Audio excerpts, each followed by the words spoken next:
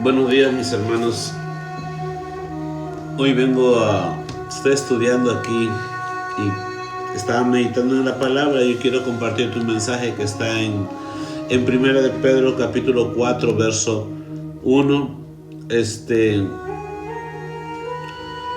Esperemos que esta palabra que te comparta hoy sea de edificación para nuestra vida, que seamos un pueblo solícito como el pueblo de Berea en el estudio de la Biblia.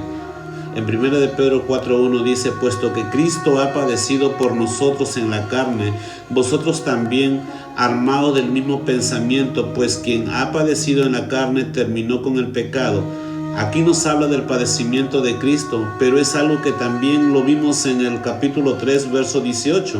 Dice así: porque también Cristo padeció una sola vez por los pecados, el justo por los injustos, para llevarnos a Dios, siendo a la verdad muerto en la carne, pero vivificado en el Espíritu.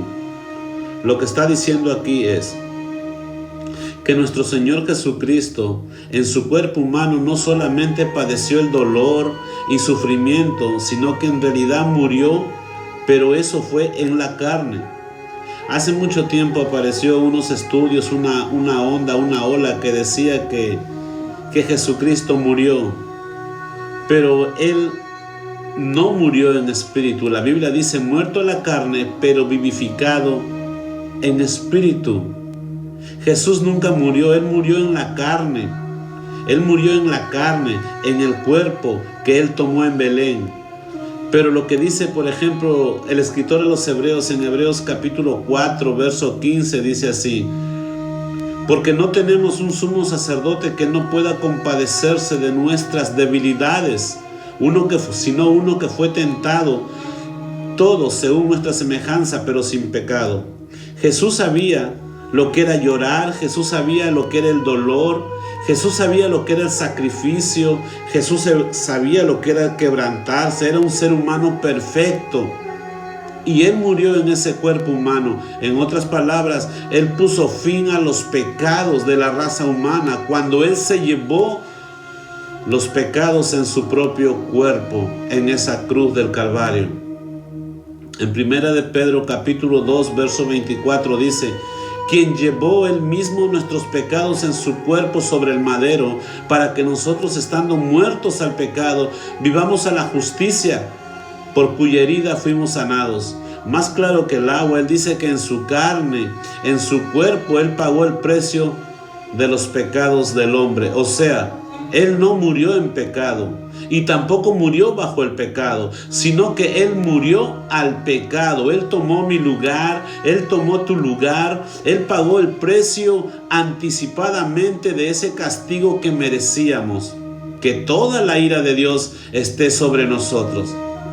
En Romanos 1, verso 18 dice: porque la ira de Dios se revela desde el cielo contra toda impiedad e injusticia de los hombres que detienen con justicia la verdad. Santo es su nombre.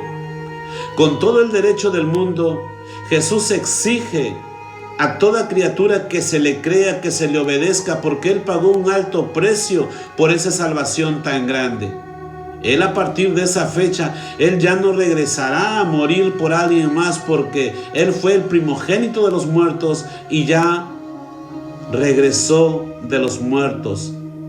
Y ahora Él tiene un cuerpo glorificado que está entregado al servicio a Dios, porque Él mismo es Dios. Alabado sea el nombre de Jesucristo.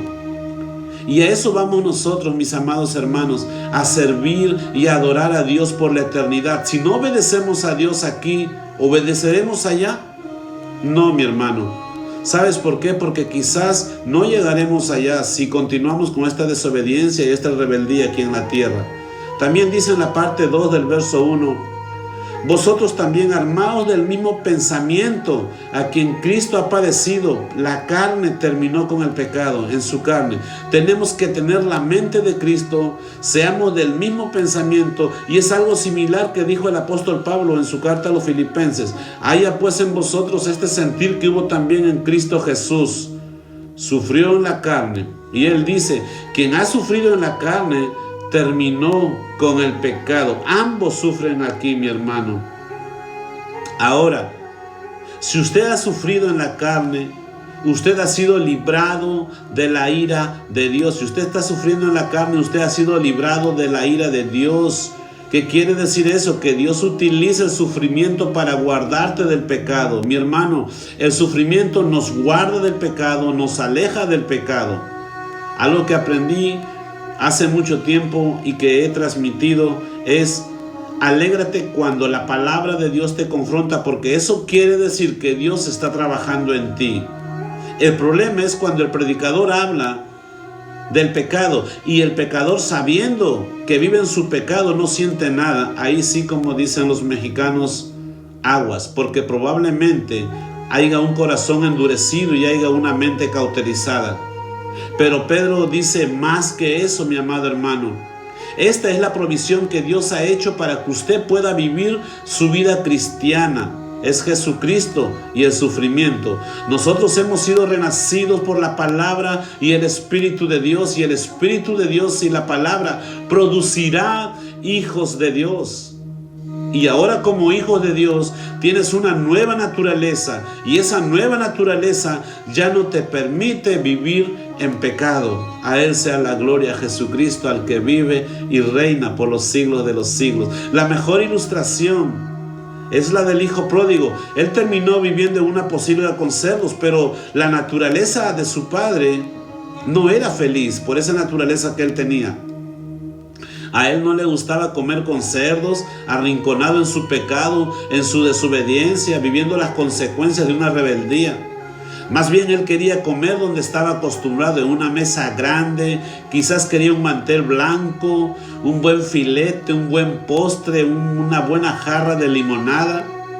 En resumen, lo que dice Pedro es que ahora tú estás identificado con nuestro Señor Jesucristo. Cuando tú estás en el Señor Jesucristo, el Espíritu de Dios te ha bautizado, es decir, el Espíritu de Dios te ha dado identidad con Cristo. Ahora tu deseo es vivir en santidad, tu deseo es agradar a Dios.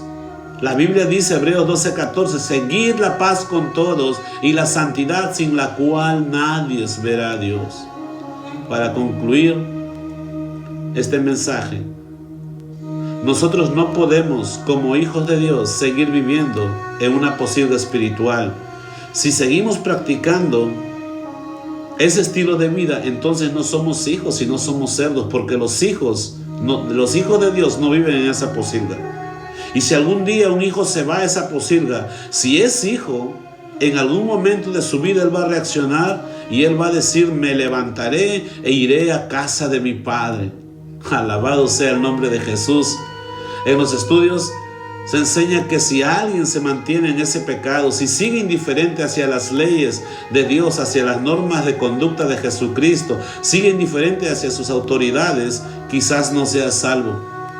La verdad, hay mucho que comentar, hay mucho que aprender, pero hoy solo quiero hacer énfasis en algo.